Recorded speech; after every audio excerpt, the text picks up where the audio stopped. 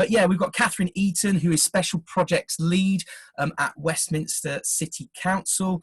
And today she's going to be covering lots of different stuff, but ultimately understanding local authorities and working with them. So I'm really interested to learn more about this space, because it's always changing. There's lots of variations depending on where you're working and where your event site is. So yeah, Katherine, if you want to introduce yourself, and we'll take it from there. Thanks, Katherine. Yeah, great. So morning everybody, thank you very much for having me today. So I'm going to talk a little bit in a second. I've got a presentation to share with you, just some photos and bits and pieces to break it up. I'm going to talk to you a bit about local authorities and the event sphere. I work as already been introduced, I work as Special Projects Lead within Westminster City Council, so within the City Promotions Events and Filming team.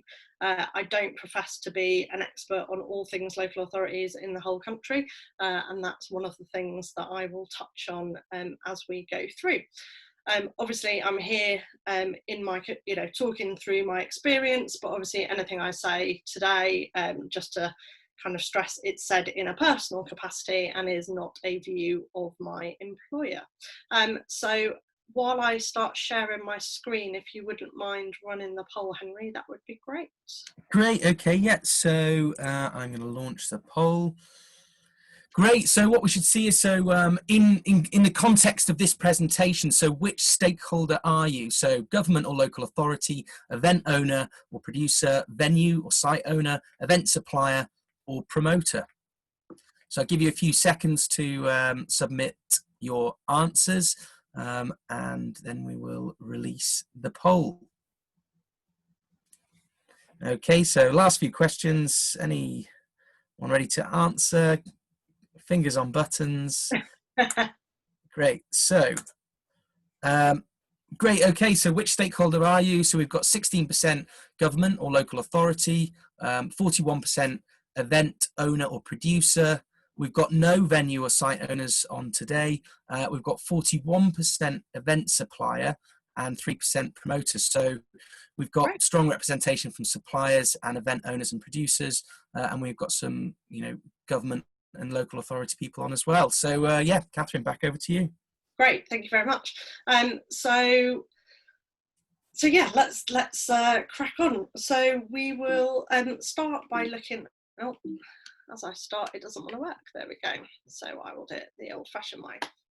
So I'm going to run through a bit of an overview, covering off the areas that are showing on your screens. I think some of these areas I could have run an entire presentation just on those subjects, so it is going to be a whistle-stop tour. Please use the chat and Q&A, and the guys are going to chip in and let me know if there's any kind of key questions as we go through, and I can tailor that to your views and anything that you want to know about. So sorry, excuse me. So yeah, feel free to chip in with questions. Obviously, I've seen that there's a number of other local authorities or people with local authority experience on the call as well, so it'd be really interesting to hear your views as we go through and for you to share any kind of pointers yourself. So a little bit about myself. I've got over 20 years of event experience in live events. I started, as many people did back in the day, in the student union, kind of doing a bit of everything. Quickly found a industry that I absolutely loved, and I've held a huge range of different roles in kind of marketing, venue management. I've been live music and concert promoter. And then I started specialising probably in the outdoor public events over 14 years ago, when I took a role with St John Ambulance, which a lot of people might think, oh, that's a little bit left field. But I was managing their events and emergency planning across London, and then latterly in London and the southeast of England. I'm absolutely not a medical professional. In fact, I'm pretty squeamish, which always amused a lot of my colleagues. But I had many medical professionals and specialists who advised on that element of the role. I was there to focus on the actual event planning. So I was uniquely placed to work across the whole of London, worked with the majority of London boroughs, and got a huge experience in terms of how they all work differently and how they wanted things. Also was really fortunate to kind of cut my teeth on a range of events. So worked across major sports stadia, football, cricket, rugby, as well as local community events, charity events, and really major London concerts, kind of in your Hyde Park, Finsbury Park, lots of sporting events, and worked quite considerably on mass participation sport events, so things like the London Marathon. So my skills probably in the event management and crisis management were honed during that time, as I had to plan deployments for well over 1,000 personnel at different events, also directly involved in responding to major incidents, supporting London Ambulance Service and the NHS, and obviously the current situation we're in has reminded me of those times and the role of such organisations, which I used to work with so closely. I've been trained in MAGIC, which is Multi-Agency Gold Incident Command. It's a police training college led course for multi-agency goals, also NEBOSH qualified, and various other kind of training along the way, which has helped me kind of do some consultancy in terms of major events and health and safety. So the key bit about today is obviously I joined Westminster Council in the summer of 2016. As has been said, I'm the Special Projects Lead within that team. The City Promotions Events and Filming team coordinates just under 2,000 events and filming applications a year. So that's kind of just to give you an idea of the level of volume of events and filming that we deal with. So here's a few images of some of them just to break it up a little bit. So my role is generally focused on the kind of really large major events. So your Notting Hill Carnival, London's New Year's Eve fireworks, Pride, also lots of major one-off events. So these have included, in the middle picture you can see from Formula One on Trafalgar Square a couple of years ago. I've worked extensively on the Cricket World Cup last year. The image on the left of your screen is from Lumiere, which is an arts installation in 2018, and lots of kind of celebratory events. The image on the right was one of my favourite. It was quite a fun one, which is Carnaby Street, right in the centre of London, where they were celebrating the band Queen and the launch of the film Bohemian Rhapsody, with neon lights of the lyrics of the film running up and down the street. So all of those events are obviously organised by private event organisers, but my role is very much to oversee the council planning and support to those key events.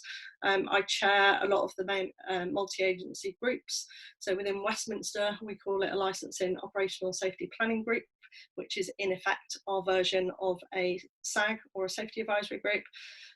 Also chair many crowd and visitor management groups, and coordinate bringing together the event organisers, key agencies, to ensure that in these public street settings, the events can be delivered as safely and securely as possible. So I acknowledge that within a local authority setting, we deal with a huge range of different types of events. So on screen are just a couple of snapshots of the kind of cultural and community things that we do. These were actually organised in partnership with the council, so the council were quite actively involved in putting these in.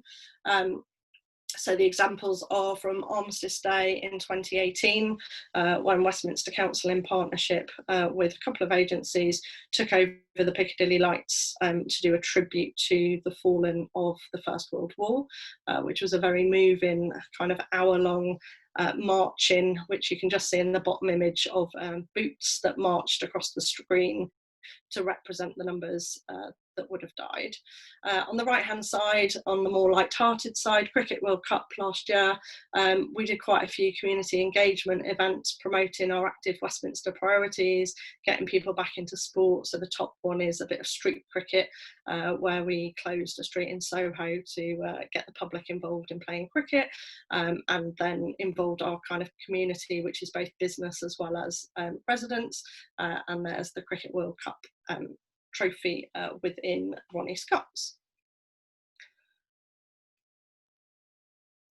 So neatly brings me into why are local authorities all different. So over the years, both in previous roles and when I've worked in different local authorities from the outside perspective, it's often been, well, why do I have to take this approach in this area and then I go to a different area and have to take a totally different approach.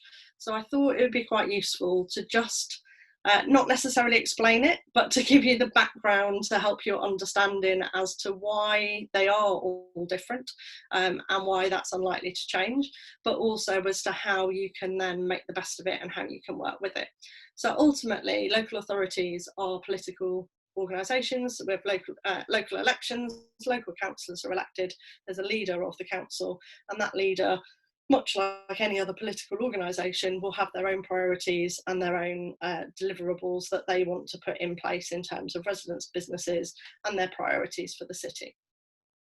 So depending on where you are in the country, local government consists of at least one or two different tiers of authority.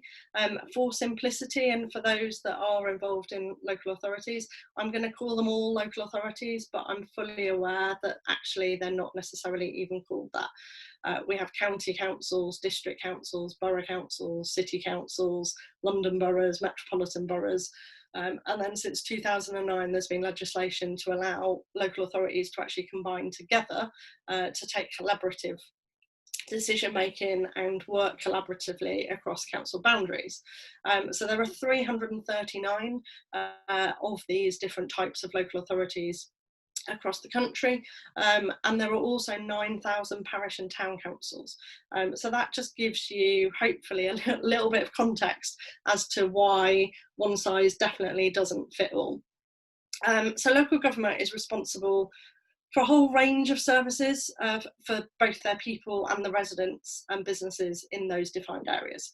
So commonly, and again a lot in the news at the moment, would be your social care, your schools, housing, planning, waste collection, registrar services, pest control, obviously licensing.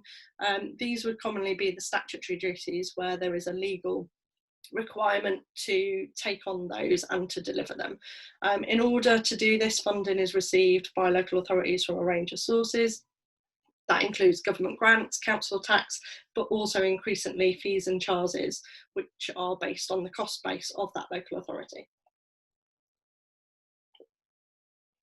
Excuse me. So in order to undertake all of these roles, there's over 800 different services that are delivered. Events are just one of those. So there is no legislation or statutory obligation on a local authority to deliver events, and therefore not all local authorities actually have events teams. So this isn't going to be a session on how local government works. Really don't worry about that, but I just thought before we go through some of the working with local authorities in relation to events, it would be worthwhile putting a little bit of context into the talk so that you're aware of kind of the roles and pressures, but also that because they don't have to have events teams, that can lead to quite a different structure. So I am going to reference a little bit about council managed events, but my main emphasis is looking at non-council run events that are run by yourselves as promoters and the suppliers that work on those. So what are the different routes into local authorities? We've already talked about how different they all are and how differently they work. And I've come across quite a few humorous ones in my time. Sorry, apologies. I'm not ill, I just have a tickly throat. Research is absolutely the key in the area in which you want to deliver your event. You know, really research the local authority, research how they work. Most of the information should be found on their website. Depending on the area that you're working in or you're looking to put an event on in, that approach might be via the events team, as it is in the case where I work. But in some local authorities, that approach might be via the licensing team. It could be through the highways team or the highways authority, depending on the setup of the local area.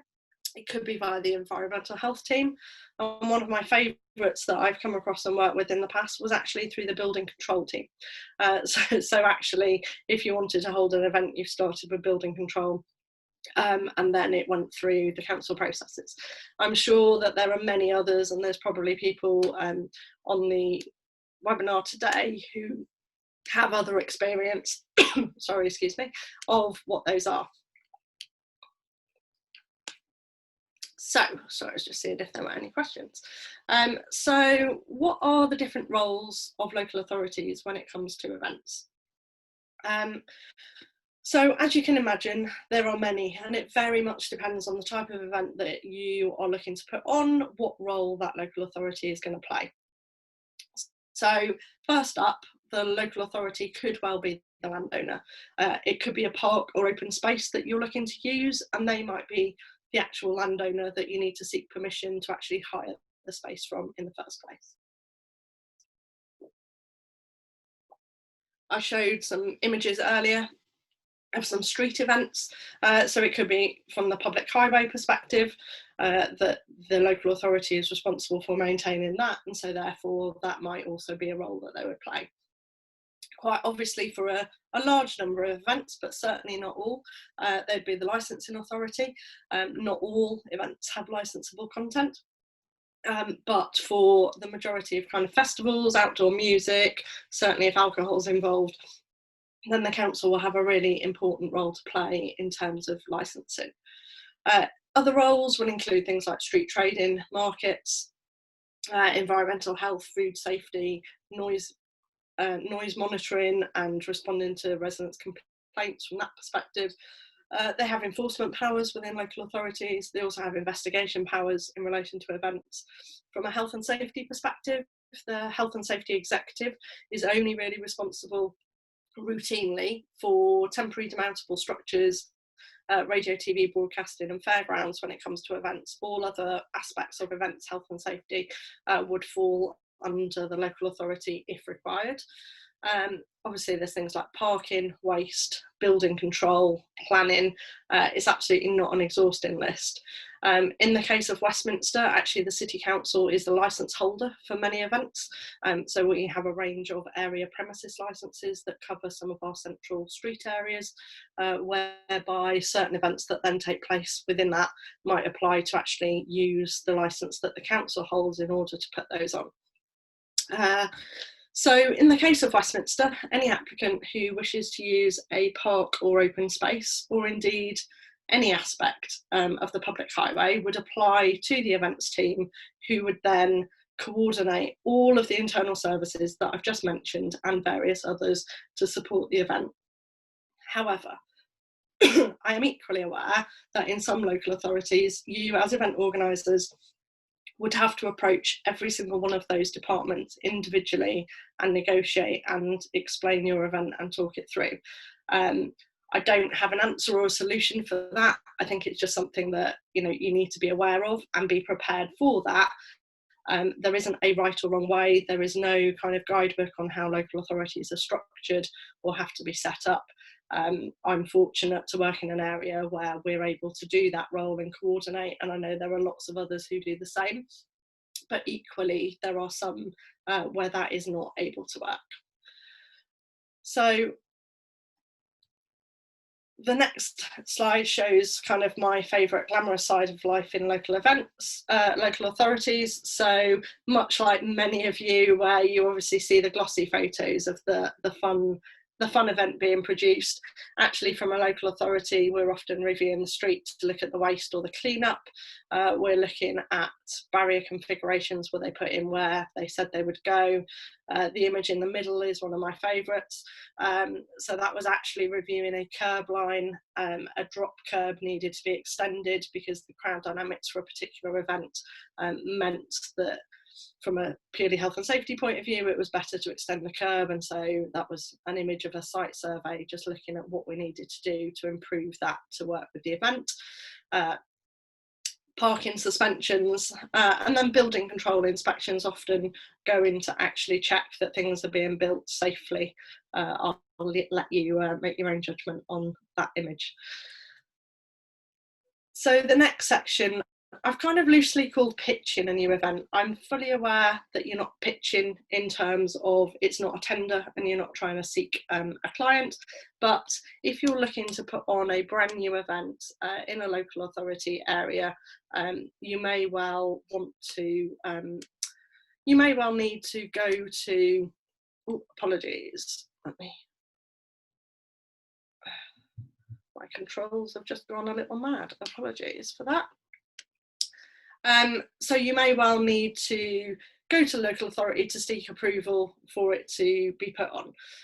So that's where I've taken the pitching from. So as I've previously mentioned, research is absolutely the key. The process for doing this is going to vary significantly across the country, and that's due to the different priorities of each local authority. So some of these different priorities could include, how many activities are already taking place, how full is their events calendar, what is the impact, both perceived and real, of holding the event. To give some context, within Westminster, to hold a new major event, one that would close down a significant portion of streets, especially if it would wish to be an annual event, could take up to 2 years from someone proposing the idea through to actually gain approvals to start planning. In other parts of the country, I'm fully aware it might only take a couple of months. So I think equally, I've been involved in many events which have been turned around in significantly shorter timescales, especially if they've got a major event or a significant national significance that needs to be put, where the pressure is then to make sure it's turned around quicker. Smaller events can take anywhere from a couple of weeks, if there's no significant impact, again through to several months. So at the outset of liaising with your relevant authority, you should ask them to outline their process and timescale to you, so that you can then tailor your ongoing communication with those deadlines in mind. Your stakeholder management and managing the local authority, in effect, as your stakeholder, is going to help you get through those tricky times more easily, and help you kind of gain a confidant and somebody who's going to help you and work with you to find solutions to any challenges that you're experiencing. So if you're working for a client in particular, perhaps, I would recommend that even before you're fully commissioned, if at all possible, you check the timescales, make sure you know what those timescales are likely to be from the local authority, to ensure that what the client wants is actually feasible, that you can influence your client then from the very outset in terms and manage their expectations. We often get approached by different agencies and others who are all kind of, well, we need to do it next week, and when you explain, well, that's going to take 3 months, they're like, well, we knew that, but that's what the client wants. And it's that two-way street of actually, show that you're trying to work with your client, and we can try and help you as well. So Westminster, I fully appreciate, has kind of got, being the centre of the capital city, our backdrop and the showcase of the buildings and the environment that we're in, leads to many event organisers wanting to have that as part of their event. As a result, the calendar is incredibly congested, and hence the long lead times for significant new events to take place. So there's a lot of negotiation, and I'll come on to that in terms of with who. So if the event is within a private space, so maybe a private park, private land, then the ask of the council and the timescales required will vary significantly. The landowner from who you're hiring from would be able to steer you in the right direction in relation to their planning requirements, and any licensing requirements that they might have, in terms of if your event needs their own license, or if your venue has an existing license that you'd be operating within. In the first instance, they would be kind of the key council departments that would probably be involved, and they'd look at things like your noise and your food safety. If, however, the event is fully within a public space, then the local authority is usually going to be your first port of call. So for us within Westminster, any new event would need to demonstrate that it has local community benefit, that it meets one or more of our strategic council objectives, which could be things like, I mentioned our Active Westminster earlier, there's also kind of the environment and the clean air, and also minimise that disruption to businesses and residents. Local authorities are going to be very different in terms of if your event site is in a very rural area with no near neighbours, versus being in a street in the middle of Soho, which is full of residents and businesses who are going to be disrupted in some way. So it's taking those things into consideration. But if your event has a viable, well thought out proposition that in principle could deliver some of those core objectives, then the feasibility would be sought in 2 different channels. So internally, it would require the buy-in of the relevant council or the cabinet member that has responsibility for that area, as well as possibly the ward councillors. Equally, the internal services that might be needed to deliver that event or be impacted by it and need to change their way of working around it would need to confirm that they have the capability and capacity to deal with that. Externally, there would be a number of key partners and stakeholders that may be involved. So from a kind of central London perspective, any event impacts multiple agencies because the boroughs are so geographically close together that a road closure within the City of London, for example, will impact on Westminster and vice versa. So for us, it would be negotiating with people like Transport for London, what's happening in neighbour boroughs, what are these road closures potentially going to impact, is there a clash that we're unaware of before we confirm that date. It could be an internal council service in other parts of the country that would take on that role as part of the Highways Authority or the Transport. Depending on the land and where that is, the Greater London Authority could also play a role. The Royal Parks, as the private landowner, might play a role, along with the Metropolitan Police, amongst others. So there are a range of people that we work with on a daily and weekly basis in order to take those new ideas to work through with people to see what could be achievable. There are also a huge amount of other things that would need to be taken into account in terms of the licensing, meeting the council's licensing objectives in their statement of licensing policy. But there would be, your research is absolutely the key. So I would suggest that you would read things like the council statement of licensing policy, that you look at the timescales, you look at their calendar to make sure that you're not proposing a 10K on a weekend when there's 2 10Ks the weekend before and 2 afterwards, that you're really thinking about the needs and benefits, and also really think about that community impact and how you can make a positive contribution. So the timescales, what is the ask, be clear and concise, and the social benefits. Once you've got through the door in terms of your pitching for your new event, you would then be conducting your event planning. Again, I don't propose to tell you how to plan events, you all know absolutely how to do that.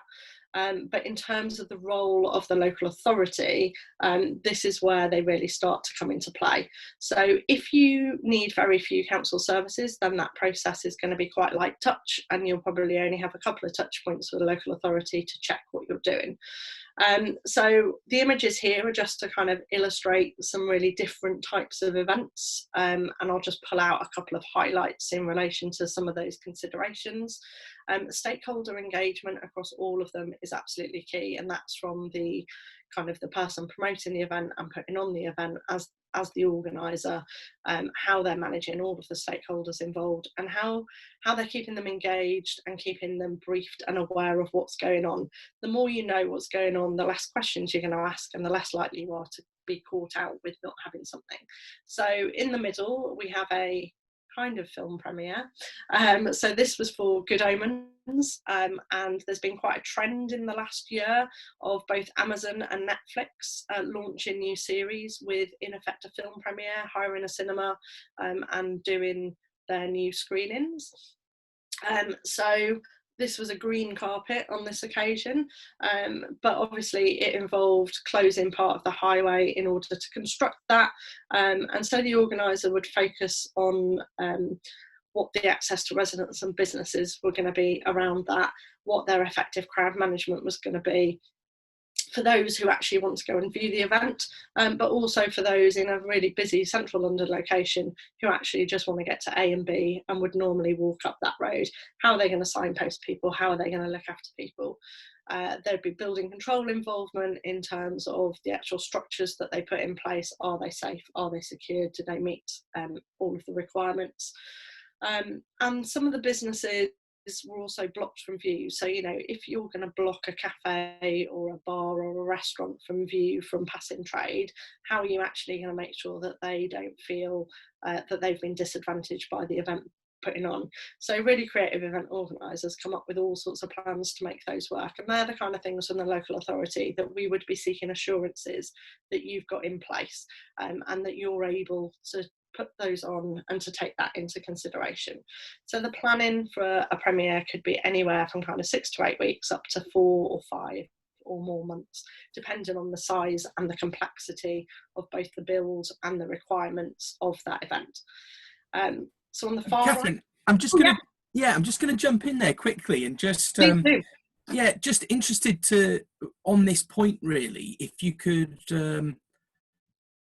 talk a bit about ticketed versus non-ticketed events, and perhaps in the context of this, it seems appropriate to kind of highlight that and maybe what the council's attitude is towards the two different types. So the middle one is very much unticketed, public event in a public street. So I guess every local authority is probably different in their approach to ticketed events, if I'm honest. In terms of Westminster, our parks and open spaces that are council owned are actually very small, and so we don't have that many ticketed events. However, you do get your things like your Luna cinemas.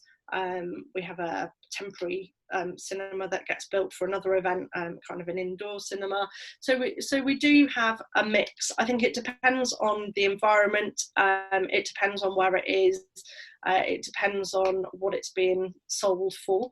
So in relation to a street event, with the exception of one that I can think of, the vast majority of on-street kind of public highway events would be unticketed, and therefore, although there are lots of benefits to that in terms of, it creates a low entry point so that it doesn't matter what people's background is, what people's personal situation is in terms of disposable income. It makes them open to as many people as possible. But equally, putting on an unticketed event can have significantly more crowd management challenges, and much more resident and business engagement challenges than if it's ticketed, because you don't have a fence line, you don't have a very clear entry point.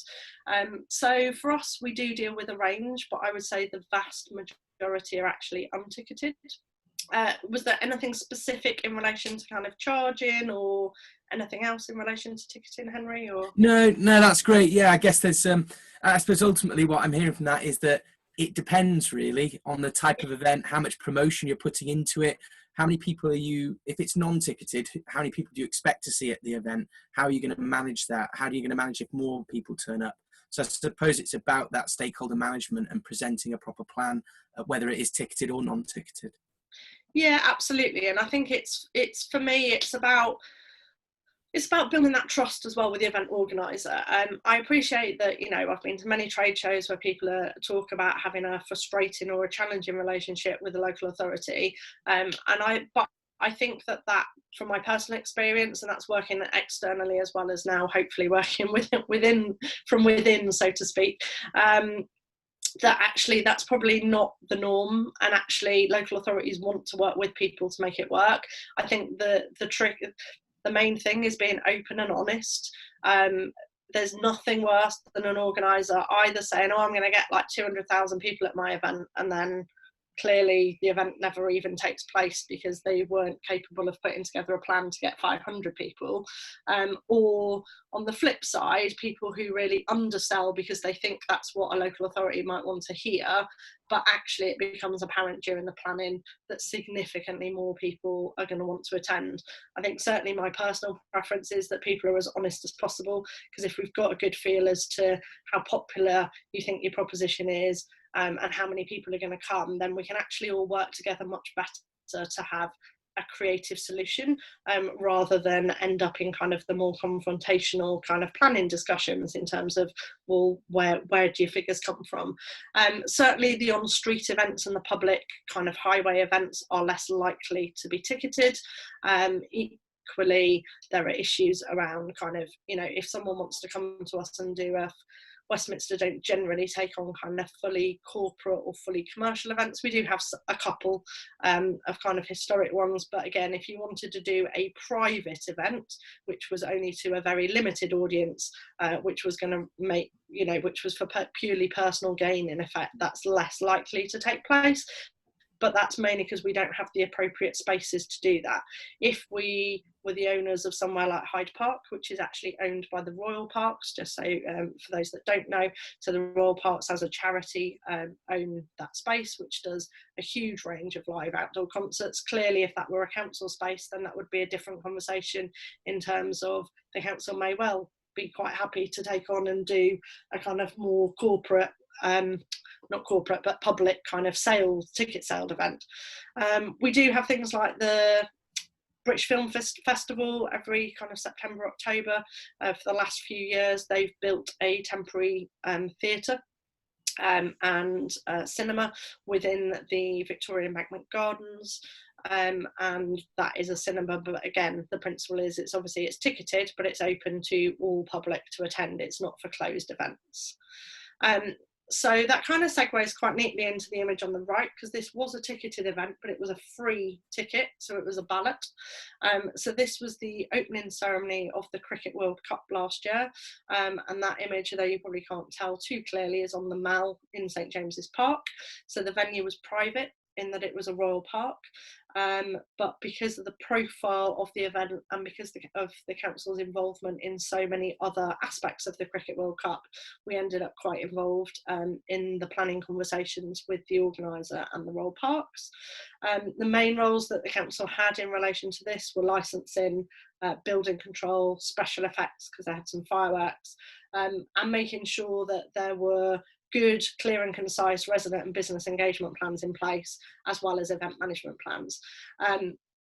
Although obviously we were involved and engaged in the conversations about ticketing for this, but it was very much down to the event organiser and then the royal parks to determine how that was going to be done.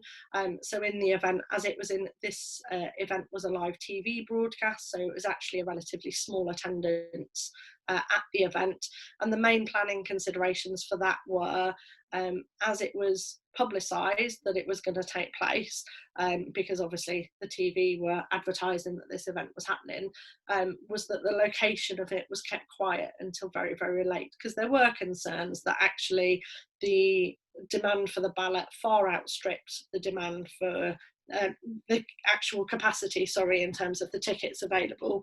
And so a lot of work went in by the event organiser to put in place their plans to ensure that they minimised the ability for the public to turn up without a ticket.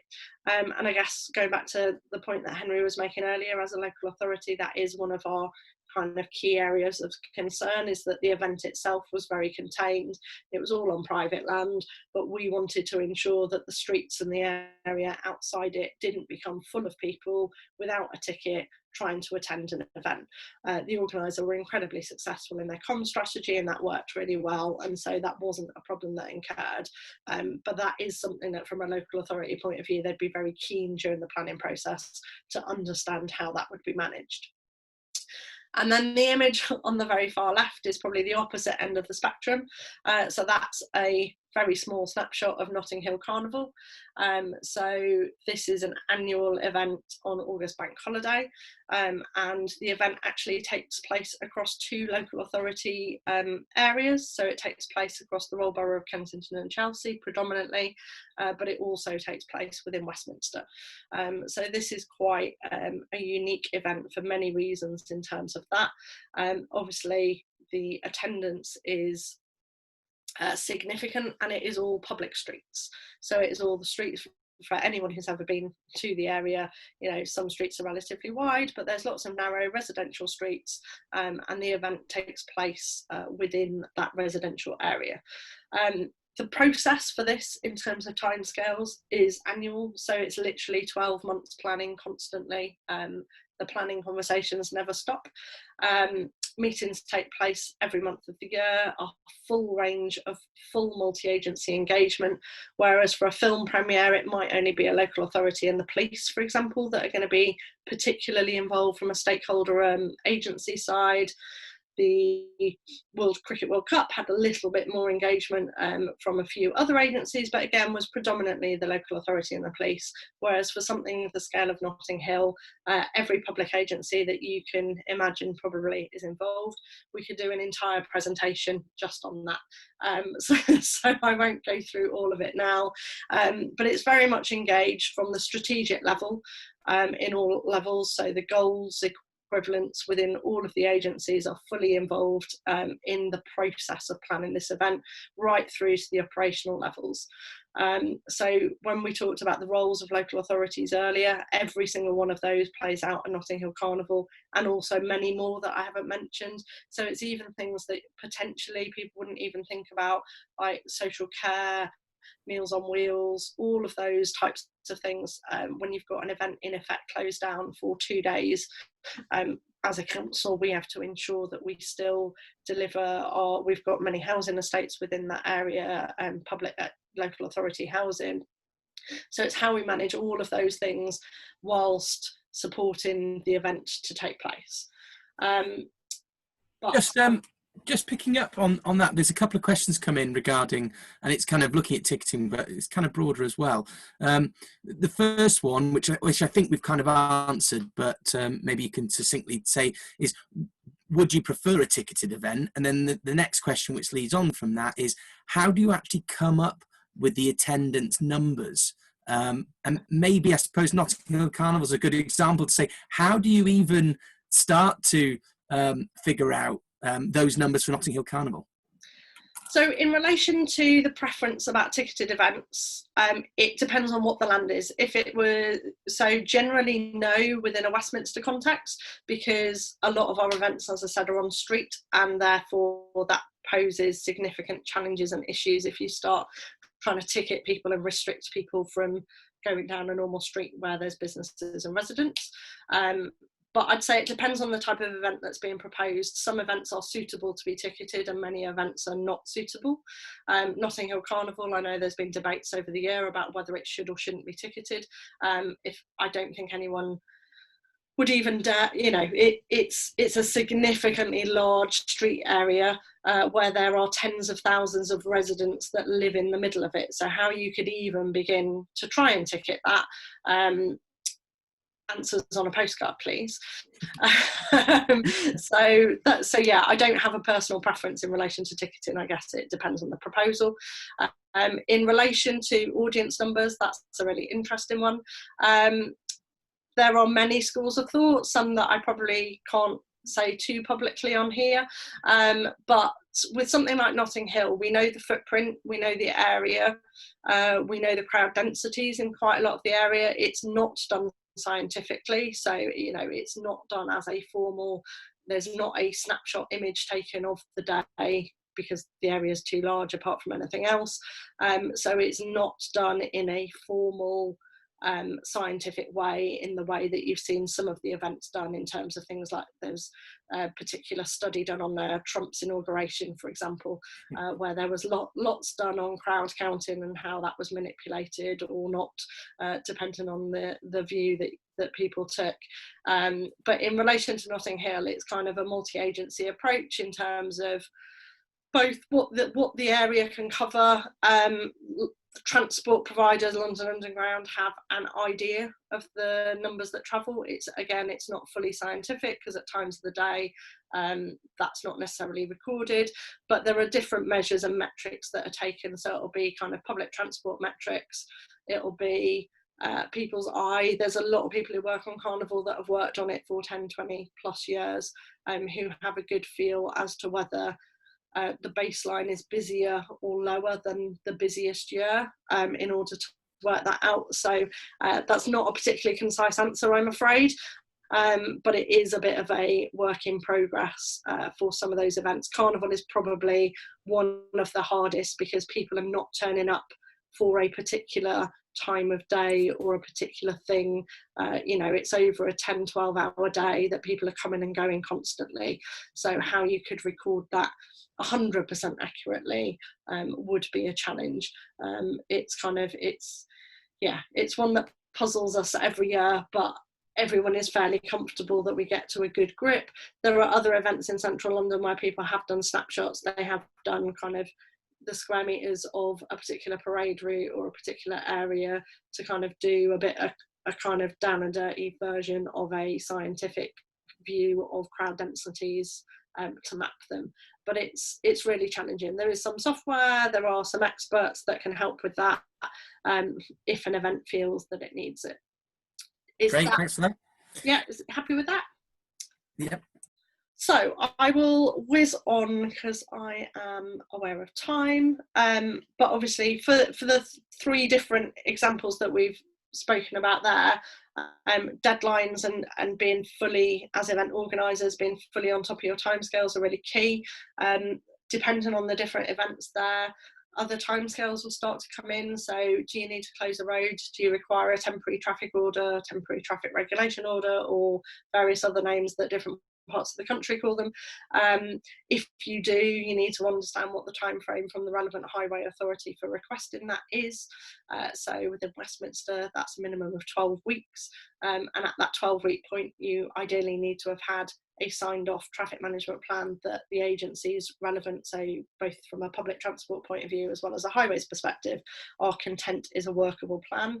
And then you need to work back from how long that might take to achieve. Parking suspensions, technically you might only need 10 or 12 days to book a parking suspension, but I can pretty much assure you if you wait until 10 days before your event to book it, someone else will have already booked it for a house move or something. So again, it's about being organised and getting those in. It's about doing meaningful and effective consultation and engagement with residents and businesses. I think organisers, certainly in my experience in the last kind of few years, do take it more seriously, and I've done much more work around it. But I think if you're going to do consultation, it's got to be meaningful, it's got to be timely, so that actually if there's something that comes out of your consultation with residents and businesses where they're going to be impacted, that you can actually do something about it. So that's something that has been dramatically improved in the last couple of years. Notting Hill Carnival, with something that big, there's always going to be more to do. But with events of any size, it's making sure that the needs of people who are going to be most disrupted, who perhaps aren't interested in your event, that their needs are taken into account. They can't all necessarily be 100% addressed, but it's about being fair and making sure that that's done. It's making sure you allow sufficient time for your planning permission. Those that have needed to do it will understand why, but it's having enough time again to deal with any complaints or any kind of concerns that arise during that process. Obviously there's the licensing process, so if you need a temporary event notice or a premises license, it's allowing time not only for the application, but also if you get objections for the consultations, for the hearings to take place, and then for any appeals to take place. So it's making sure that all of those are built in. And if your local authority has a pre-application kind of advice process, I really recommend in terms of licensing that you do that, because again, that will have the relevant people working with you to kind of advise you on what might be necessary to do that part of your event. So I know this one's always a controversial area for some. Again, it's worthy of an entire presentation in its own right, so I'm only doing a very quick snapshot of 2 slides. So safety advisory groups, I already alluded at the very start of this that many people call them different things. In Westminster, our equivalent is the Licensing Operational Safety Planning Group. So I've put a snapshot on here from the Sports Ground Safety Authority, from those who aren't aware of them, and this is where kind of safety advisory groups are legislated for. So this is within the Safety of Sports Ground Act of 1975. This required local authorities, fire and police to consult in terms of safety certificates issued for football grounds. Later, Lord Taylor's report into the Hillsborough Stadium disaster recommended that local authorities, where they weren't already doing so, had safety advisory groups set up to assist them in exercising their functions and duties under this legislation. Over the years, with the increase in both number and complexity of public events that are non-stadia, many local authorities now convene these groups for all of those activities, but they do fall outside any legal framework. So as there's no legislation to govern how they should happen, it does lead to inconsistencies in relation to how they're set up. I appreciate that can be frustrating for some, but I thought it was just worth kind of explaining why. So I guess the main advice and guidance I'd give people if you are going to have an event that needs to go to a local authority safety advisory group is being prepared. There's a few images that I've put on the screen that are all available online, although there is a charge for some of them. So in the bottom right is the Emergency Planning College UK Good Practice Guide to work in safety advisory groups. So this was the revised edition of this was issued last year. There are 3 parts to the document, and it is available for free on the Emergency Planning College website. It's definitely worth a read, especially if you've never worked or had to attend a safety advisory group. It gives a good idea and framework as to some of the key elements that the group would be considering. It does highlight within the guidance that there is a benefit to the lack of legislation in that a safety advisory group isn't actually constrained by legislation in terms of what it can consider. So it can actually, from a local authority and statutory agency side, give a kind of a little bit more scope in terms of what they might cover. So some might call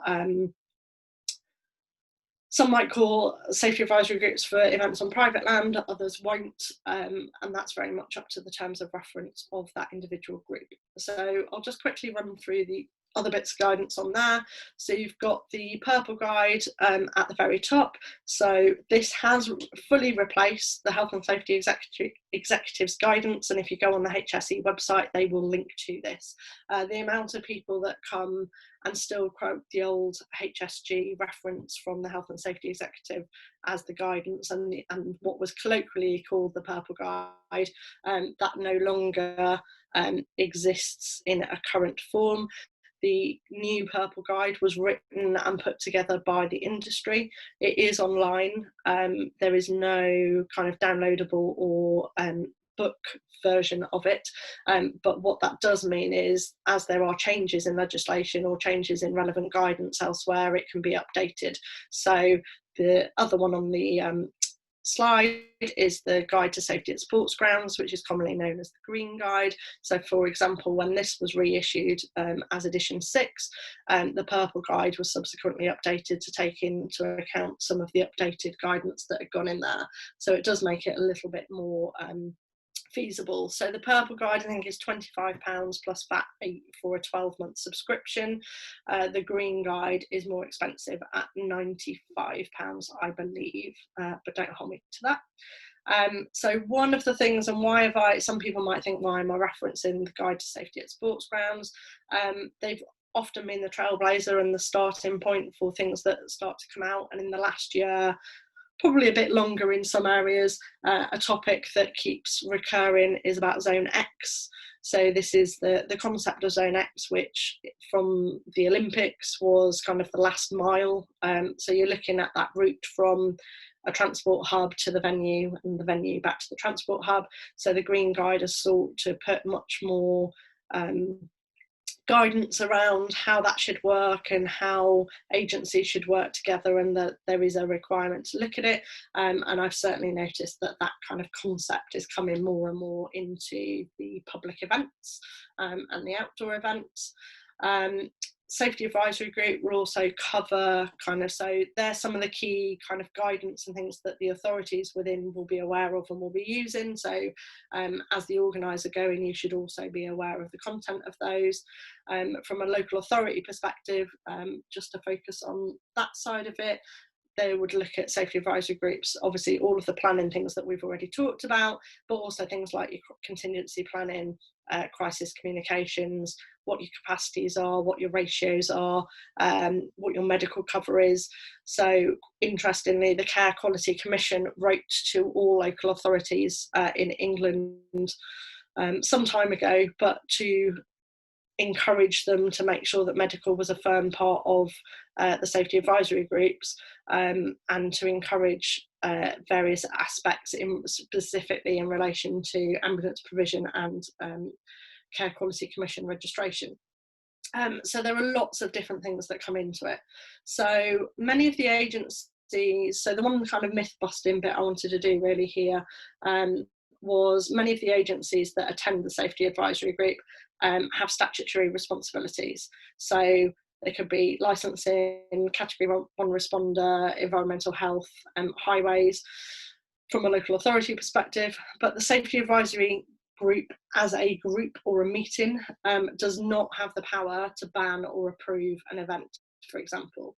However, the constituent agencies that make up that meeting may have individual powers that could do this. Often the confusion arises where people say the SAG said I could do this or I couldn't do that, is potentially an agency within that safety advisory group is exercising their own statutory power through the means of that group, but it is not the group itself that is making that decision. It might sound quite pedantic, but it's quite an important point from the statutory perspective. So as the landowner, for example, the local authority might say, actually we'll permit X and we won't permit Y, but that's the role as the landowner, not the role of the safety advisory group. The group will advise the organiser on how to meet its health and safety requirements. It can use learnings from other events, debriefs from other events, and guide them through any potential pitfalls. My personal experience over kind of 14 years of attending various different groups is that generally agencies are really, really keen to work together to resolve issues. I've only had 1 or 2 individual meetings in that entire time that have potentially not gone as well from an event organiser side. Generally, yeah, my experience is that people want to use them to be productive. Timescales across the country, again, this varies and it'll be down to the terms of reference of the particular group. Some local authorities will only require an event to present once, just as a come and present, this is what you're doing. In particular, I've noticed that's more sometimes if it's on private land. Others, in Westminster, I've already referred to Nottingham Carnival, you know, that's literally 12 months a year. So every single month of the year, there is a group that meets to look at planning, look at improvements, look at health and safety and what can be done. If the area premises licence that I referred to earlier within Westminster is used, then there is a condition on that licence that the relevant event has to attend the LOSPD process for 6 months. So there are all sorts of reasons why those timescales might be different. So I think we've covered quite a lot of the points that I was going to pick up into event delivery with some of the questions earlier, and I am aware of the time, so I know we've taken quite a few questions, but I will skip through. Happy to come back to this if people have got questions at the end, because I know we're ahead of time overall. So private land versus public land will have quite a big impact on event delivery and the role of the local authority. So this shot is from the Cricket World Cup live final screening in Trafalgar Square. This site has a mix of privately owned and publicly owned by the local authority. So part of Trafalgar Square is owned privately by the Greater London Authority. Part of the site, so where the photo is taken from, is local authority land, where the public are, where all of the heads that you can see is private land. So that in itself brings quite a lot of complexities to how things are delivered. But things that you would expect would be kind of your building control, your noise, your licensing, all of those things, but descending on the size, scale of the event and capacity of a local authority, they might request that you actually have all of those things in place. So it's not uncommon for organisers to be asked to do their own noise monitoring, have their own food hygiene inspections, and then to report back to the council any reports afterwards. With over 2,000 events, events I'm filming, so but with that volume of activity within Westminster, it would be absolutely impossible to attend all of them. But if it's on public land, you will often get there's been lots of debate, I know previously, about event control rooms. So my key kind of takeaway for this is certainly if you've got a big event, you should certainly invite the local authority to attend. If they don't choose to, then that's up to them and their risk basis in terms of their risk mitigation. For events such as the one shown on screen, there'd be an event liaison team on site. So the organiser would have their control room where they're managing their production, managing their suppliers, managing their stewards, and then there'd be an event liaison part of that whereby there'd be representatives of all the key agencies from kind of transport, police, health, local authority, working together to make sure that that the plans are being delivered as everyone has kind of talked through and in the planning process, but also to ensure that anything around that event doesn't then impact on the event or vice versa, or if there were to be something, that everyone is in the one place to help coordinate it effectively. So we would use that quite regularly to kind of coordinate council services and staff that are working both within the footprint but also around it. Things like making sure that Meals on Wheels can deliver, making sure that hospitals have access, that kind of thing. So I've put on the next slide just a bit of research for people if they're not aware of it, and it links in with the control room concepts. So it's around JESIP. I don't know how many people have heard of it. Again, people have run entire sessions on this. From my former roles, I've worked with these principles for a long time. So it's the joint decision making model is shown on the left, and the principles for joint working are on the right. So JESIP is the Joint Emergency Services Interoperability Principles. A little bit of a tongue tie. It's a national programme that was launched, I think, in about 2014 from memory.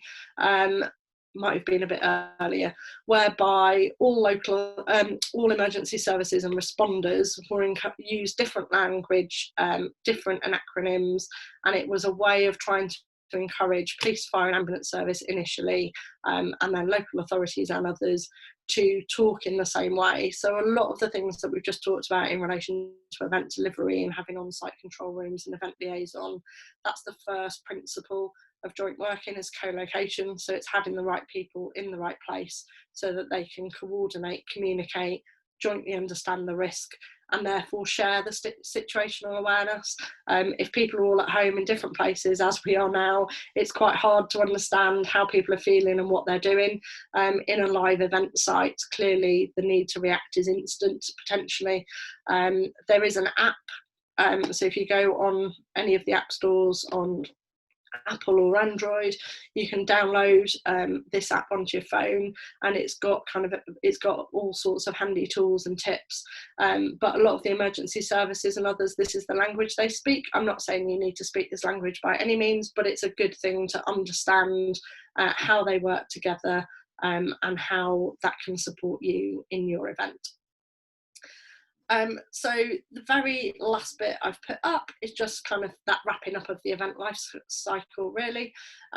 So within a local authority in particular, we do enjoy ensuring that debrief process is followed on, both in terms of ensuring that that process is full and complete for your own event and supporting you with that as needed and providing any information that's requested, but also in terms of within a local authority, if you've got many different events, there'll be lessons learned from one that can be applied to others that generally make the whole process better.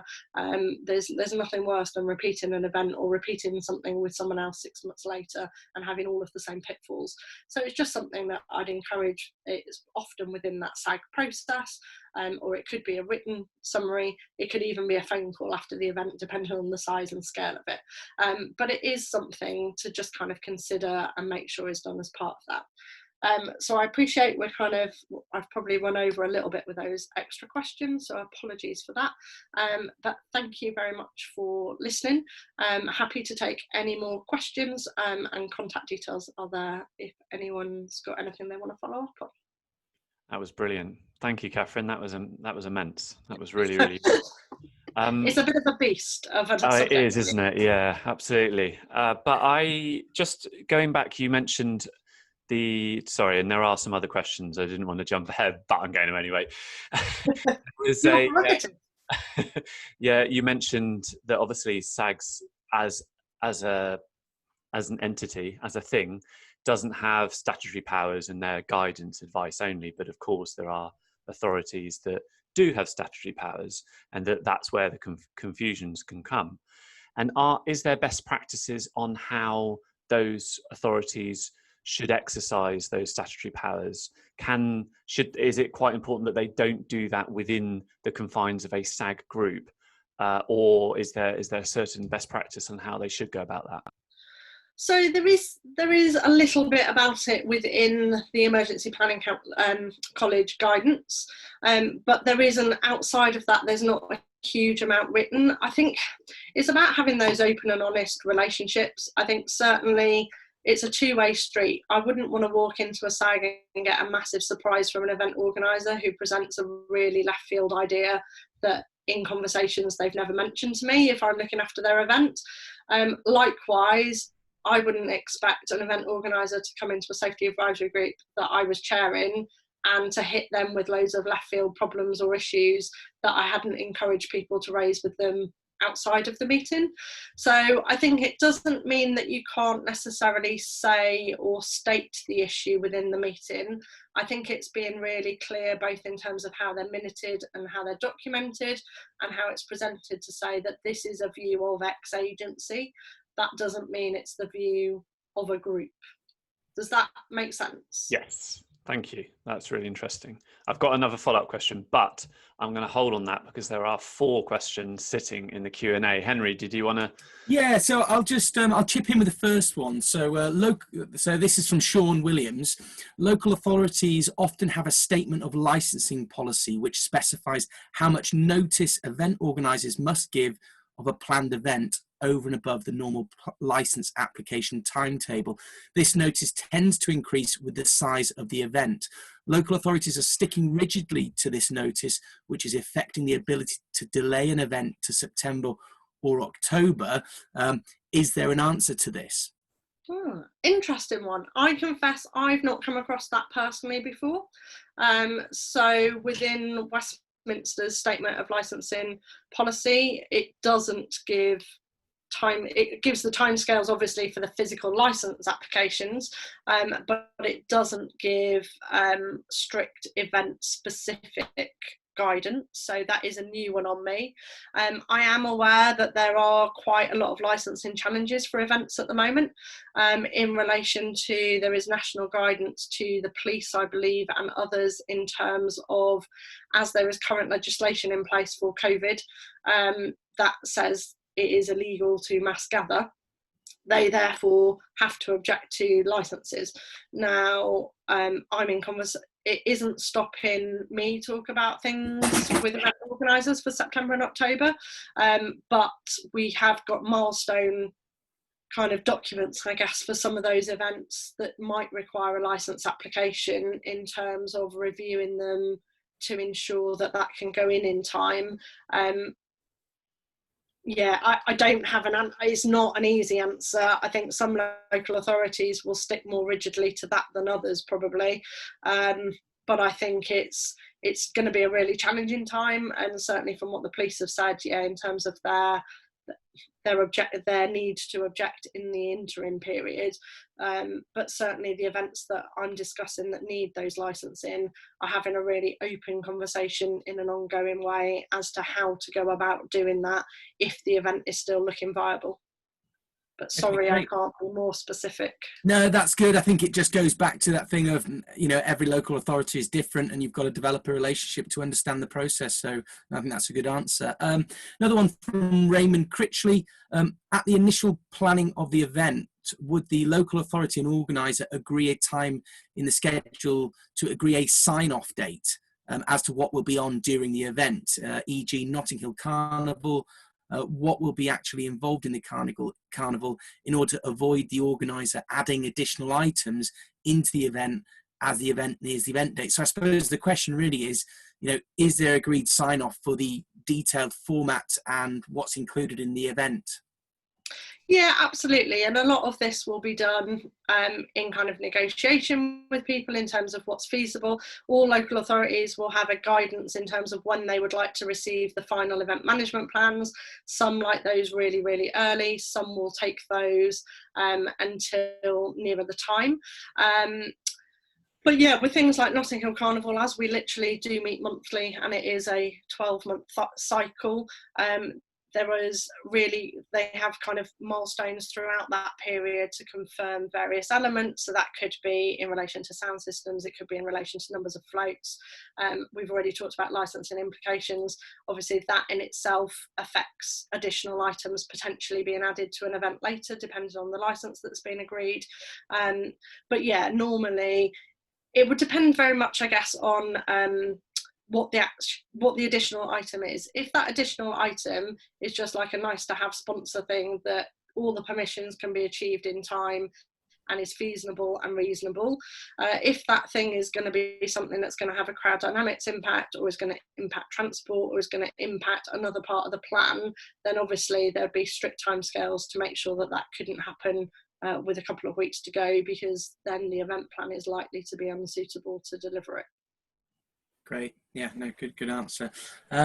There's two good questions here actually, and I'm going to go to we'll finish with the top one, but from Phil Button. In terms of financing a Zone X plan, whose responsibility should it fall to? Should it be a joint approach between organizer, local authority and agencies, or organisers' sole responsibility? So I might have to it's interesting on this. So I've worked in last mile. I have a personal opinion, but that may or may not be a corporate opinion, so I probably can't give that. I'm happy to chat to you outside. I think it's a really difficult one because it's not a new concept, it's always been there, but it is obviously newly documented, which is therefore making people look at it differently. And I think, every local authority, it's not something that I can easily answer, I'm afraid, without putting myself potentially in an awkward situation. Yeah, I'll answer it slightly then. Having worked in last mile on a few different events, and particularly on the bigger kind of international sporting events, when you apply that to more local environments, the last mile, one comment I heard on a panel a few months ago was that local authorities are now expecting people to get people home and tuck them into bed as well within the last mile environment. So there is a bit of a negotiation and a working out between local authorities and event organisers to ensure that that's suitably catered for with that last mile and to the transport hubs. But equally, it does need to be a collaborative and shared effort. If you have a good relationship with a local authority, then they might give you some more support than if you're causing problems and you're not hitting their core objectives. So yeah, difficult one, but one to work and build relationships on. Absolutely. Great. Okay, and we'll treat this as the last question unless we see anything else. I think there's some in the chat as well, just so. There's a couple more in there. Right. Okay. Well, Rupert, if you want to pick up on any in the chat. There's one from Sarah May, who I think may have left, but one of her questions was that she's trying to communicate with local residents, and it seems to vary across district to district. So she's tried many different methods: letter drops, sharing event overview documents distributed, drop-in sessions, attending resident groups. Is there anything that you've seen that's worked really well and produced a positive response for events coming to local communities? Yeah, I think she raises a really good and valid point there, because actually even within one local authority, what works within one part of it or one ward won't work so well in another. I think it's a combination actually of a lot of the methods that she said. I think definitely one size does not fit all.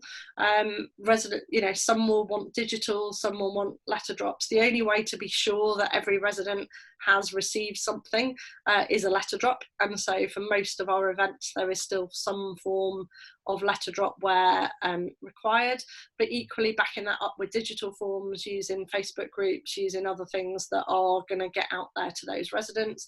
I think it's often about the timing, and I think it's about it being meaningful. So I think Sarah May's mentioned there about attending resident groups and drop-in sessions.